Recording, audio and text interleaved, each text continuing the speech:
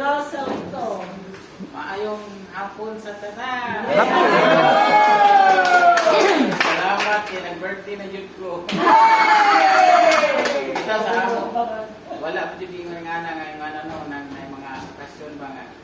Kasama kasimba lang niya, pundok-pundok ra palit ra inasal ano. Kay simple naman giwa sa kumakinahanglan og kana mga nang naapay mga kikik nga kana tayo hupon o ano. Kikik. Ya, salamat ko. Karong pizza baby po ko. Kaloyan sa Ginoo, 52 na ko. Yeah. Maglaro ba siya? Di maglaro? Di maglaro. Oh, kay vertigo man ko. Kanang salamat nga.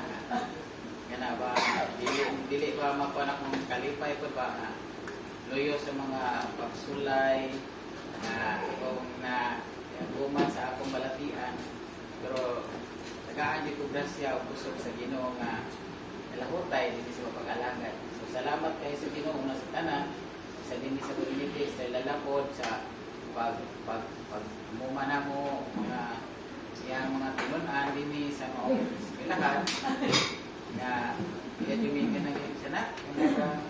Ituluan di ba nga kamausan mi mo barok sa amo anyang panahon nga kanabang imong tabang nga mababot mga pagsulay kaya magtulunan ba nga atong makatunan nga makasugakod dito sa panahon sa mga pagsulay labi na sa ako ang balatian no nga kung mainumduman ako ang atong mga leksyon diri sa evangelization makahatag din ako kalikod sa ako ang pagpadayon ng sa pagnganalan sa inyo. Salamat.